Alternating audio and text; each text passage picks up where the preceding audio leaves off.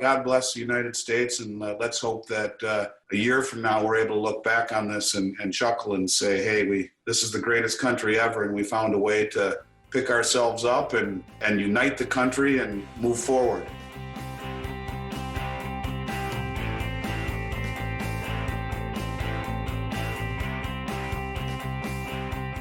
I got at least an hour's worth of stuff to talk about. No, I'm kidding.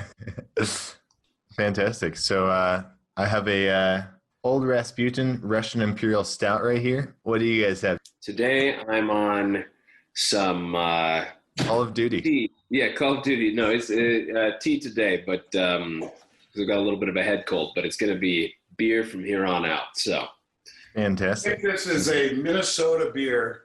If you guys like fruity IPAs, it's incredible. It's called Hooey. Hooey. It's very citrusy. It's so good. It's really, really good. Sounds like a bunch of hooey. Bunch of hooey. Yeah, absolutely.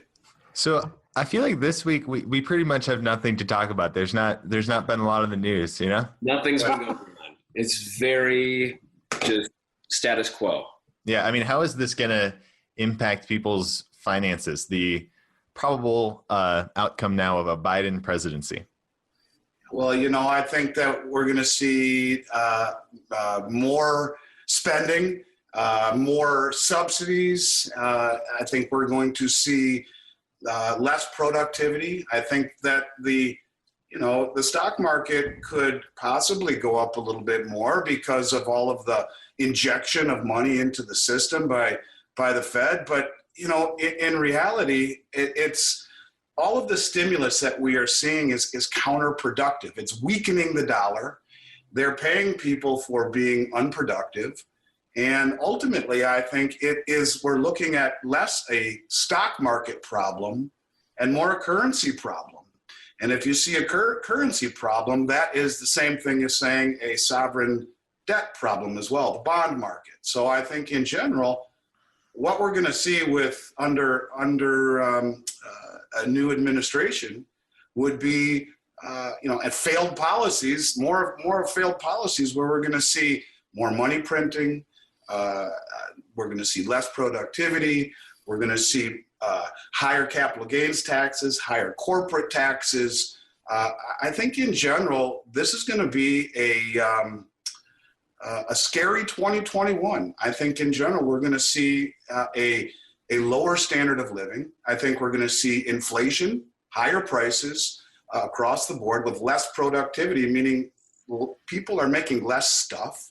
Prices are going to be going higher as we are being paid literally to be unproductive.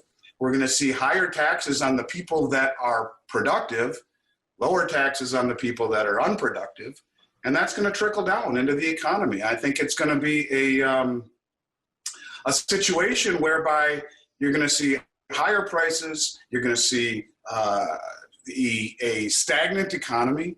And here in Minnesota, the rumor is that they're going to shut down the economy again, lock us all down next week, Friday. So, I think in general, what we're going to see is not going to be pleasant. I would certainly be out of the stock market right now, 100%. I think that it's not a place to be at this point with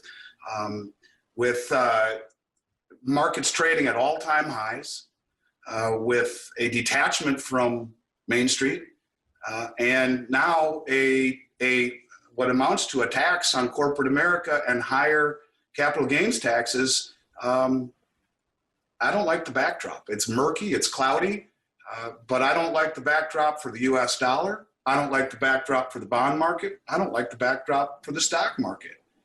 And I think we're going to see some unraveling of these markets. I truly believe we will start to begin to see some unraveling of these markets into the first quarter of 2021. We just interviewed Alistair McLeod. He echoed many of the sentiments that you talked about, fragility of the currency, loss of confidence in the dollar, high unemployment, low productivity, prices rising, that kind of thing. He did add that the debt burden will just exponentially increase. But ironically, that as we see loss of confidence in the dollar, there's that Austrian economics phenomenon of the crack up boom, where people flurry to put their funds anywhere but the dollars. They want to get rid of the dollar. So there can be a flurry of economic activity of things being purchased. So you can get a spike in stocks and real estate prices, that sort of thing, before the big washout, when people all finally, last people being the people who are using the currency, realize that the currency is no good. So absolutely, and that's what you will see, a rush to flee the dollar and to buy things. So you could very well see asset prices continue to rise, even in the wake of the backdrop not justifying it, and I think that's quite possible. But the thing of it is that all of the money that the Fed has given to the public to go and buy things, this year our trade deficit, if I'm not mistaken, is at all-time record highs with China and with Mexico. And that's what, with people being unproductive. In other words, the money that has been given has been used to buy things from our foreign creditors. And at some point, when it really becomes interesting, at some point, is when our foreign creditors stop accepting dollars. And I think that's the most important thing to take away from this, is that at some point, we were given the world reserve status in 1944 because our currency was supposedly as good as gold. In fact, we would redeem it for gold at the request of those who wanted to trade their gold back into dollars. Besides, in 1944, we were the only one with the factories that hadn't been bombed out of existence. So that's true. We were the largest creditor nation in the world, and now we're the largest debtor nation in the world. In fact, we have more debt than all of the other nations combined. But you could argue we would never be given the world reserve status again if things had changed right now. And at some point, I think we will be called on the carpet, and the rest of the world will stop taking dollars. And that's kind of, I think, what Alistair is simply saying, is that until then, there could be a crack up, and the people who are closest to the information and to the fire hydrant of money creation are going to exploit that. And so you could very well see a higher stock market, even though it's not justified. You could see people trying to chase yields in the bond market as they approach zero or actually go negative, trying to divest of dollars. You look at what the big banks around the world are doing, they're divesting of dollars, and they are accumulating real assets. And so this is, I would say, the ninth inning for the dollar. You go back to the 1400s, every world reserve currency that's ever been has a lifespan of between 40 and 50 years. And we left the gold standard in 1971. We are at the end of our rope. And I think what's different this time is, like you were saying, back then we had all of the manufacturing, now we have none. Back then we were creditors, now we're debtors. Back then we had patriotism in this country and respect from the rest of the world, and now we have none. We don't have patriotism, we have divisiveness. We don't have respect from the rest of the world. They've seen what we have done to the world reserve currency, and I think we're, in some respects, the laughingstock of the Western world when they look and see what's happening to our country. I'd love to get Kaiser Johnson here. Actually, my brother, kind of the first time on the show. So, welcome. And I guess if we could, the Biden presidency, that was unexpected. I remember FaceTiming you right at during election night. I'm like, Trump won, yay! And then the next morning, it looked like Biden was going to win. So completely a reversal of what we thought was going to happen. Yeah, I mean that's fascinating. I don't even know what to think about this whole presidential election debacle. I mean, for instance, I'm not saying that. I think it's just moronic to imagine that there is no such thing as voter fraud, and also that there's no such thing as voter suppression. Like, if the right wants to claim that there's no voter suppression that happens, obviously, I'm sure it happens in places, or voter coercion, that kind of thing. I'm sure it happens. Voter fraud, I'm sure it happens. Like, come on, let's just be honest here. How could it not happen? People are people, and so they're going to abuse the systems where they can. I mean, if you total it up, my wife and I were sent 3 ballots over the course of the thing. Because we were sent out, everyone in California was sent a mail-in ballot. We requested an absentee ballot because we moved. And so we received that. And then we ended up voting in Arizona, where we actually moved to because we managed to get registered in time. But if we were less honest people, there's a possibility we could have voted 3 times. We didn't, and we wouldn't ever think of doing that. But this idea that that this is a system that is not prone to people abusing it. I mean, that's just who honestly thinks that. So I don't know. That's my opinion on that. Yeah, and I think one thing with regard to that is I remain slightly optimistic with respect to all this investigation into potential fraud and stuff, because it's like, if there's fraud, it should be addressed, Right. If there's not, okay. But if there's fraud, it should be addressed. 4 years from now, I think we're going to come out of this with kind of more transparency with respect to the election system. I remember in 2016 when we looked at the Republican convention and everyone was saying, oh, it's going to be a contested convention, that's not fair and everything like that. What was the result of that? At least for me, it was educating myself. What does it mean for, how does a Republican get nominated? It was a bunch of education that everyone received about the election system. So I think the same thing will happen this time. So I remain slightly optimistic we might have a better election system, regardless of whether there's fraud or not. We're going to have a more trusted election system 4 years from now. But I don't know.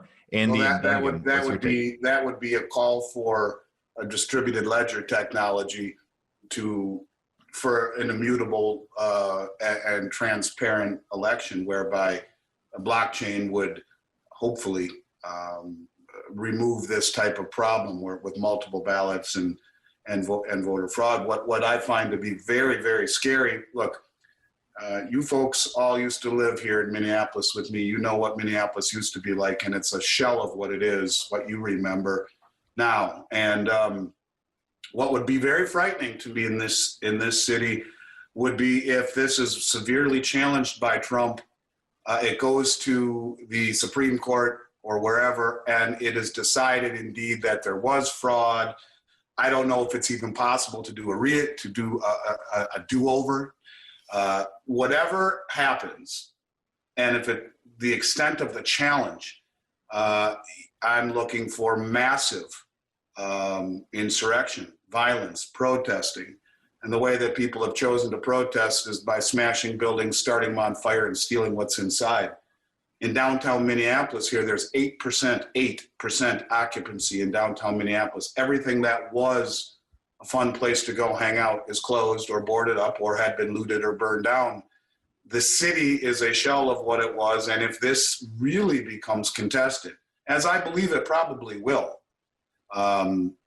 I think there's going to be a heck of a lot of protesting that could very perhaps make the front end of the storm that we saw this winter and early spring be pale in comparison to what the trailing edge of the storm will bring, and that is an administration that refuses to relinquish control, that takes this to the farthest limits that they can in terms of their protesting, and I think with that will come an awful lot of anger, violence.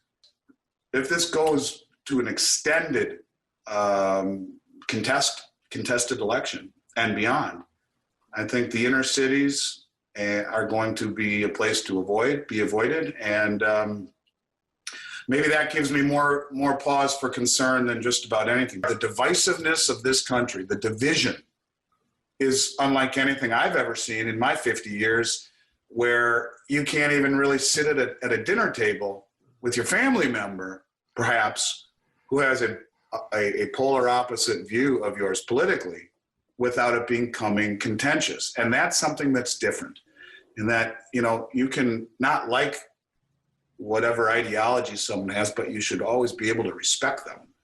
And now it seems like even that's going out the window. And that's kind of, it's all of this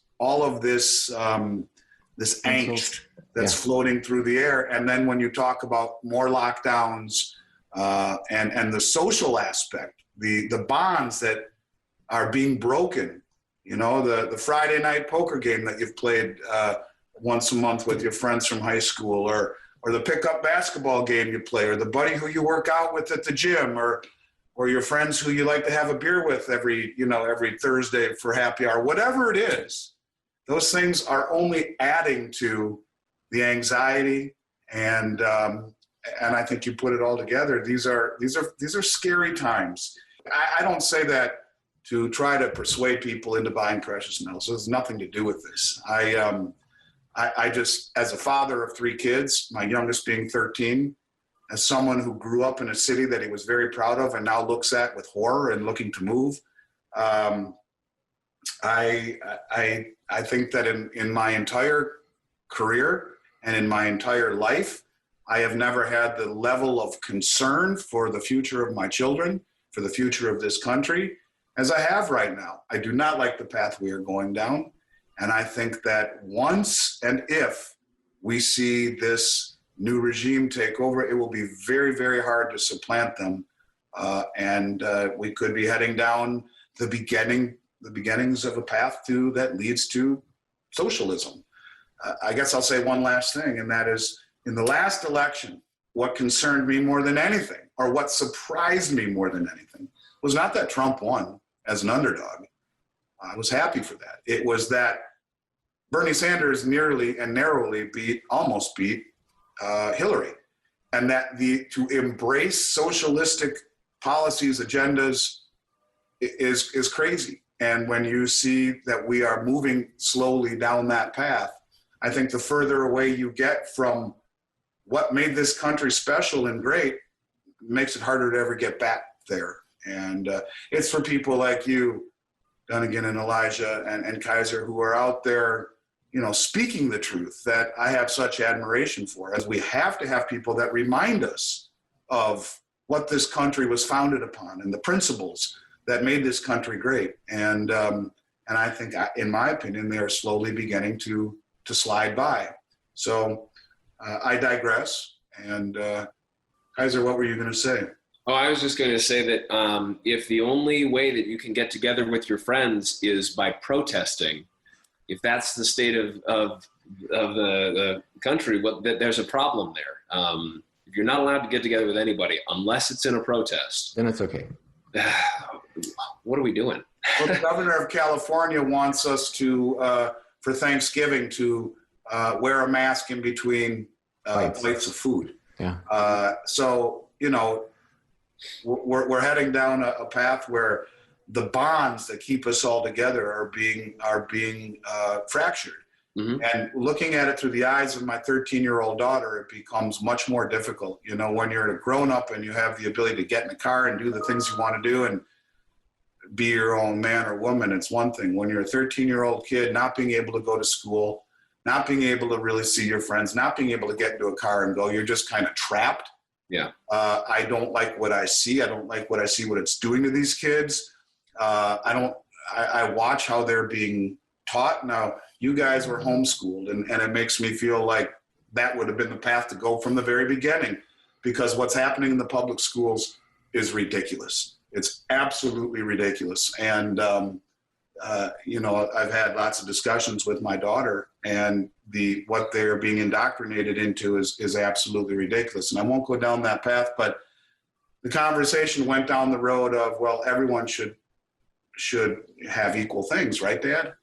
And I said, well, no, Sasha, that's not the way it's supposed to go. Everyone's supposed to have equal opportunity.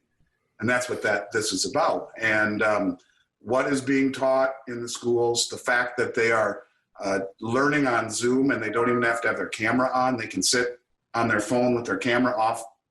The teacher can't see them, but they can see the teacher. The education is horrific.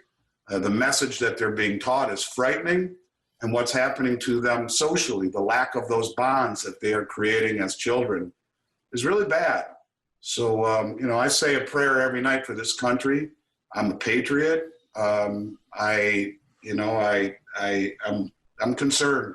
And I hope that the people out there listening are taking the steps to protect themselves, not only as your father's website, Reluctant Preppers, is called. It shouldn't be reluctant anymore. It should be you need to take the steps to protect yourself and your family and to prepare for what's coming, because these are unprecedented times. And I think they're only going to become more so as time rolls on.